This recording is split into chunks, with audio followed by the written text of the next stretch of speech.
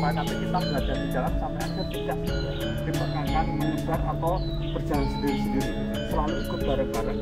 Kemudian untuk foto juga lokasi dan waktu sudah ditentukan oleh pihak pengelola, jadi supaya nanti hasilnya bisa lebih maksimal tanpa mengganggu atau dengan ganggu yang lain ya.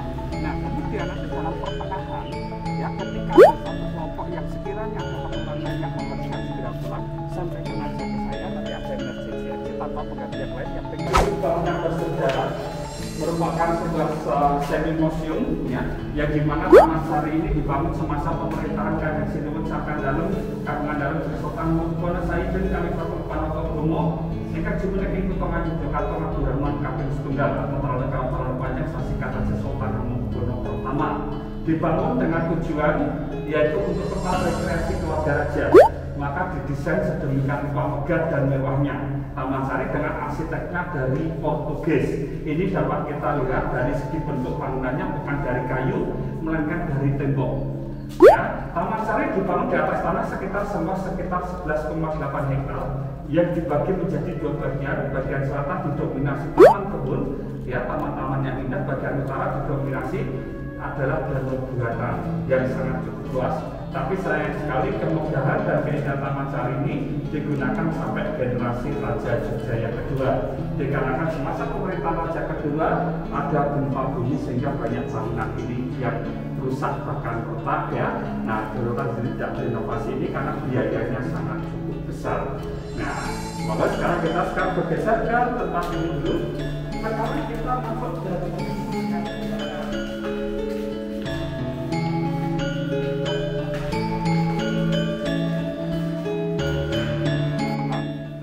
jadi pemukiman dikarenakan semasa pemerintahan Sultan Hamengkubuwono II terdapat gempa bumi sehingga banyak bangunan Taman Sari ini yang retak bahkan hancur ya, rusak, dan Sultan sendiri tidak merenovasi bangunan ini karena pertama biayanya sangat cukup besar, ditambah kedua Yogyakarta dengan suhu politik sangat memanas ketika Yogyakarta diduduki oleh pemerintahan Inggris, kolonial dari Inggris. Nah, mengakibat Sultan tidak merenovasi bangunan ini dan bangunan Taman Sari terbengkalai 140 tahun kemudian. Tepatnya Raja Jogja yang ke-8 memanfaatkan tanah kosong di sini untuk tempat tinggal para pegawai kerajaan atau yang sekarang sering kita sebut sekarang namanya abdi dalem. Maka dapat kita lihat Taman Sari sudah penuh jadi kampung. Ya. Nah, sekarang kita menuju ke bangunan pertama yang dinamakan pemandian. Karena kita masuk dari bidang belakang, di sini terdapat 4 ruangan ya, yang biasa kita sebut namanya gedung sekawan yang dulu difungsikan untuk tempat gamelan. Karena zaman dulu belum ada sound system, maka gamelan taruh di dalam ruangan ini yang ukuran presisi sehingga menjadikan suara itu dapat menggema sehingga dapat terdengar di kolam bawah sana. Ya, jadi dipisah karena kalau tidak dipisah ditakutkan nanti tukang gamelannya yang rata-rata pemusiknya adalah kaum laki-laki nggak konsentrasi melihat putri-putri raja yang mandi hanya menggunakan selai kain gitu ya, maka dipisah gitu ya. Oke, maka silakan kami kita ke sana. Visi bangunannya Taman Sari ya, Taman Sari pembangunannya tidak menggunakan semen dan tidak menggunakan tulang beton besi, maka dari itu ketika ada gempa bumi kita selalu rusak. Terlebih kita berada di Ring of Fire, yaitu Yogyakarta berada di tengah-tengah di antara utara Gunung Merapi, gunung paling aktif di dunia, selatan pertemuan antara lempengan Asia dengan Australia yang biasa kita sebut pantai selatan Jawa. Pasti tentunya selalu ada gempa bumi. Nah, sehingga mengakibatkan bangunan Taman Sari yang dominan tembok tanpa tulang beton besi selalu rusak.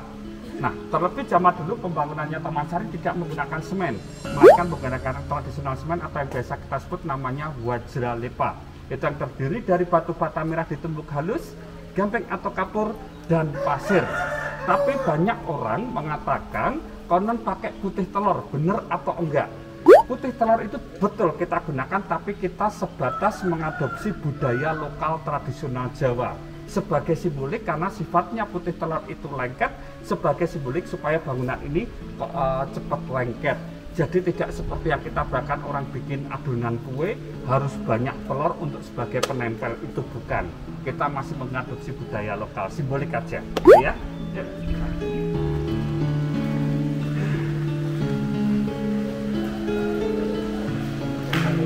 Tahun 40 sini pas kosong, kita langsung menuju ke spot utamanya dulu. Nanti setelah itu baru saya centangkan supaya hasil fotonya bagus. Yuk, kita kesini semua dulu.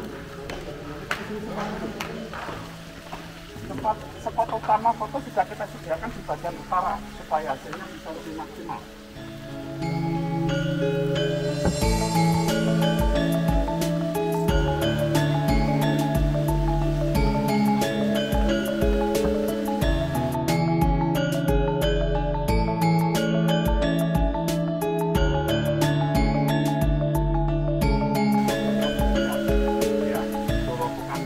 Karena kedalamannya bisa lebih tinggi dari manusia kalau kolam renang. Kalau berenang hanya sebatas 1 meter lebih 20 cm. Ada 3 kolam. Yang pertama di sebelah sini untuk pemandian para putra ketersokan yang boleh dikategorikan masih anak-anak. Kemudian tengah itu untuk putra ketersokan yang sudah menginjak remaja atau dewasa tapi belum menikah. Saya katakan saja baru ada 2. Satu lagi nanti dibalik tempat sopan bersama permaisuri bercengkrama.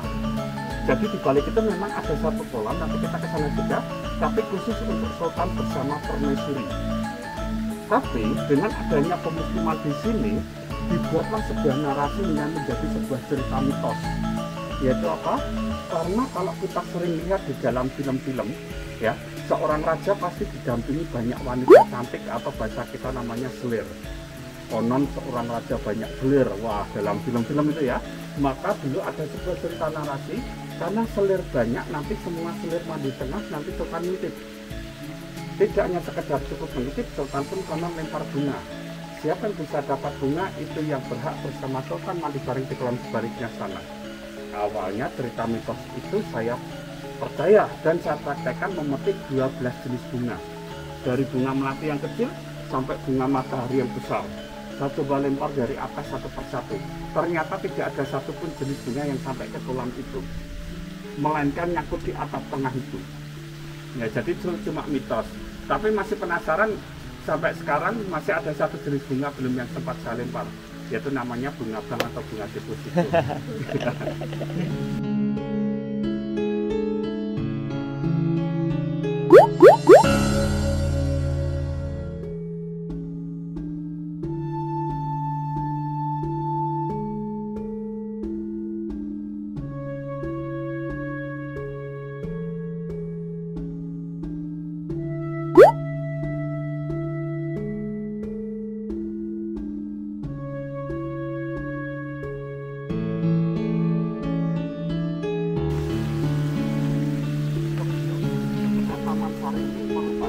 Peradaban teknologi yang sampai sekarang orang belum dapat mengerti, yaitu apa? Teknik membuat kolam berada di bawah permukaan tanah. Jadi aslinya yang sering ditanyakan, ini airnya dari mana? Nah, dulu kita bikin kolam berada di bawah permukaan tanah supaya dekat dengan sumber mata air. Jadi airnya selalu, sirkulasinya selalu berganti. Tapi sekarang kita diambil dari pump sekarang, karena kalau kita pakai sumber mata air bayi langsung, sumber penduduk sini sumurnya habis kesedot sini. Oke, kita lihat sebelah sini.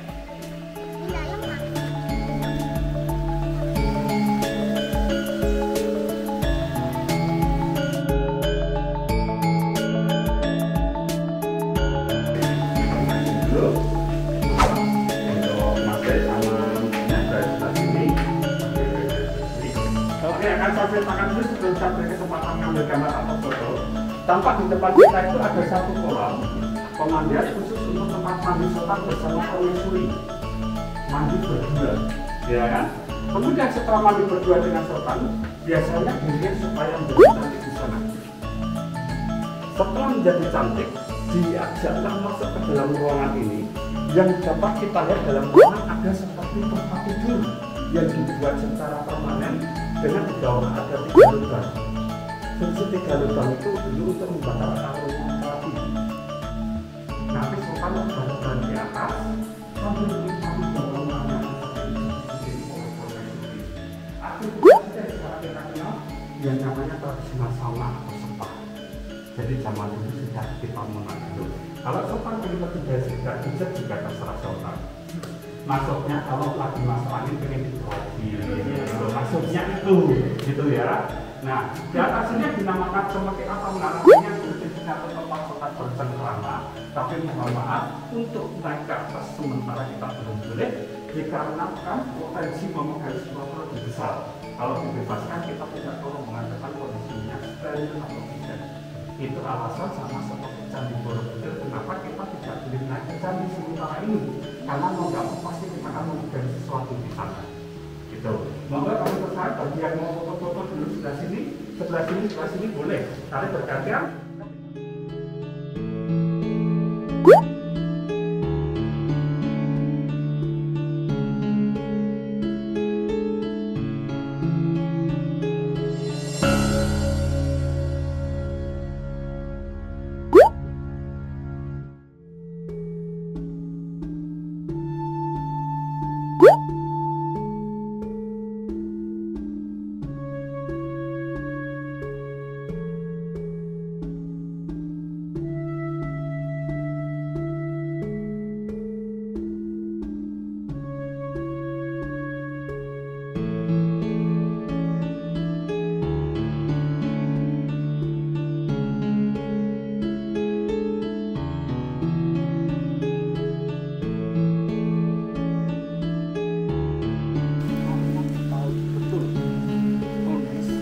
Peradaban abad pertengahan ke-18, masyarakat Jawa bagian selatan masih banyak yang mengenal animisme dan dinamisme. Maka dari itu, Sultan Hamengkubuwono pertama sebagai pada waktu itu seorang raja yang berbasis Islam tapi masih minoritas, supaya dapat pengakuan atau diakui oleh masyarakat di sini yang non-Islam, maka Sultan Hamengkubuwono yang pertama mengkombinasikan ya beberapa culture budaya lokal dijadikan simbol-simbol. Sebelah contoh, mungkin kita tidak heran ketika pintu masuk ada simbol dari bukan Islam, melainkan dari Hindu ya, sebagai petoro-tolor. Kemudian salah satunya bunga teratai. Bunga teratai ini sebagai simbol ya dari Buddha, yaitu simbol untuk kemakmuran. Maka namanya bunga teratai itu selalu berada di dalam air, melambangkan kesuburan. Seperti Candi Borobudur, kalau kita lihat dari samping trapesium, tapi kalau kita dari lihat atas itu seperti bunga teratai sama seperti ini ya. Jadi Sultan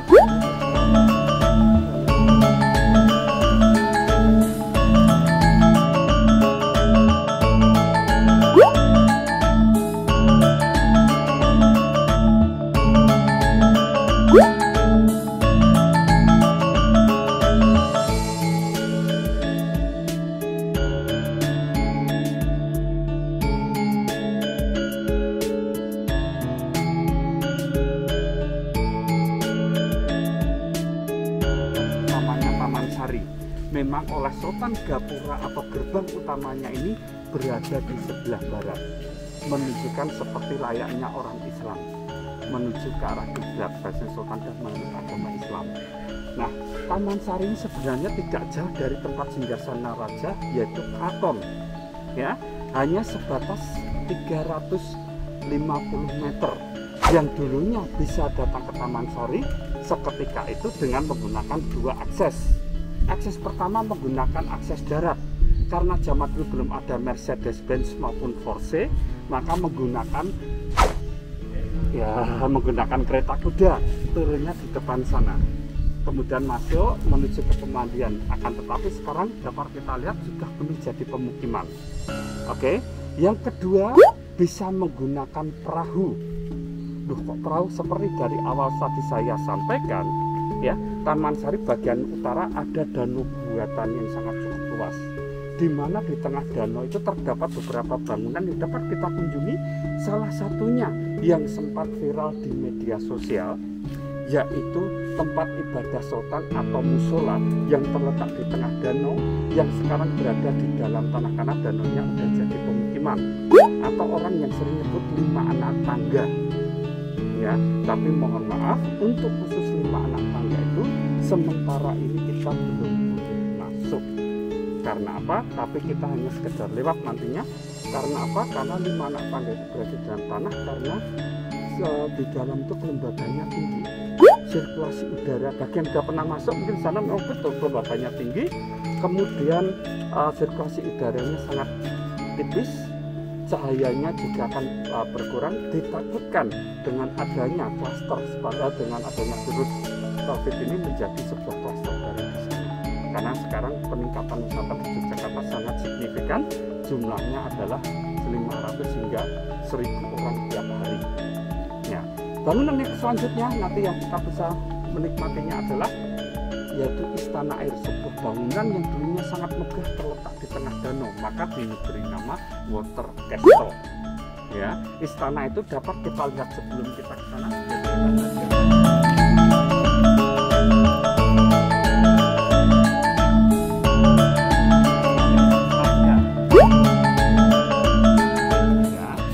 Betul, ya. Nanti kita bisa lihat ke sana.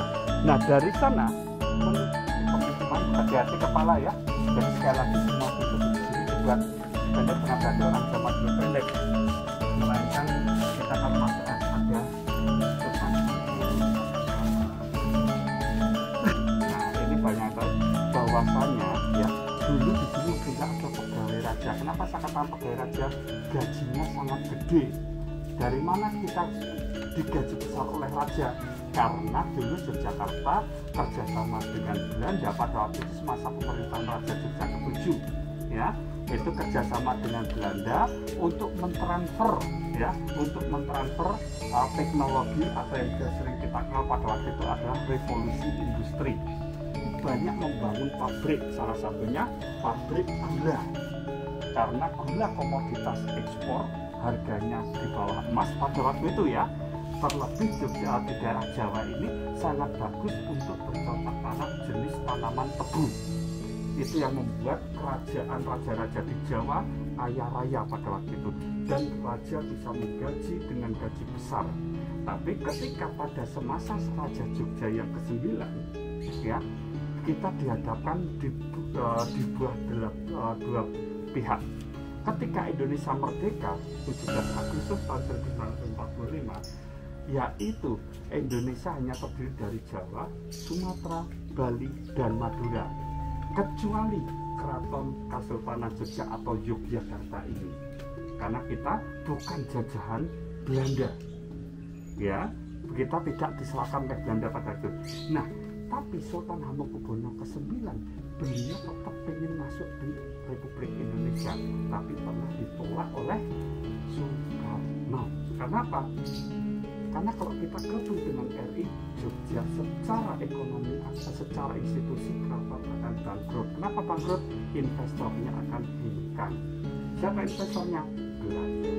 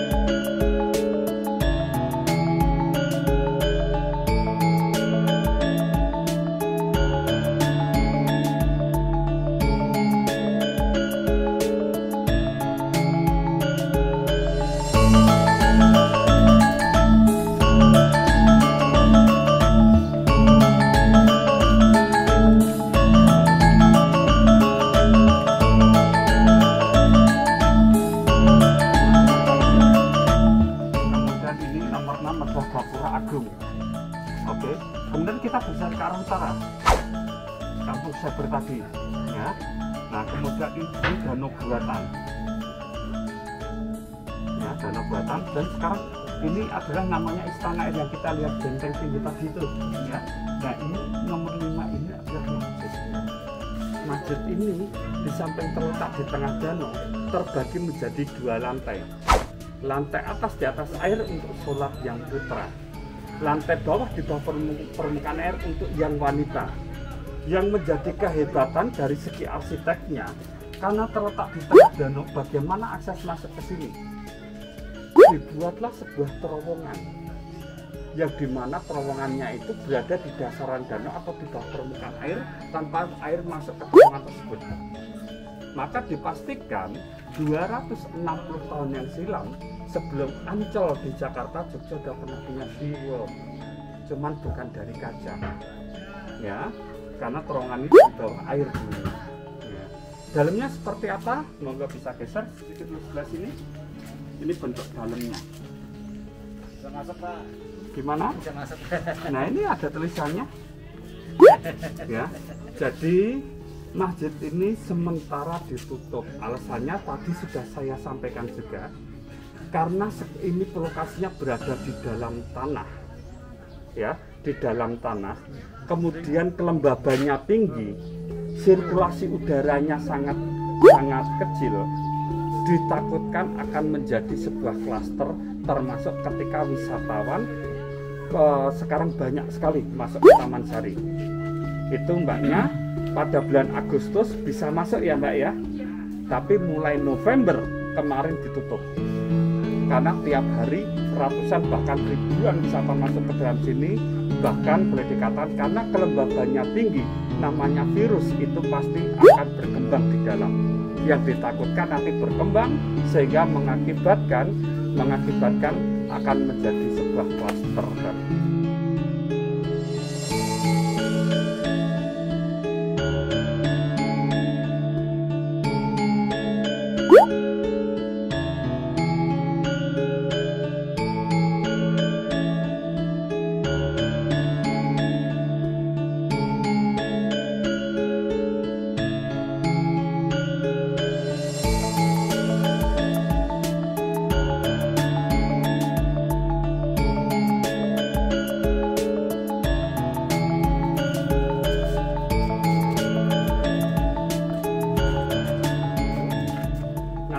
Ini ada sebuah terowongan ini penghubung antara pintu belakang pemandian dengan istana air. Ketika sultan tidak naik perahu bisa jalan kaki lewat terowongan itu, ya. Kita jadi perannya nanti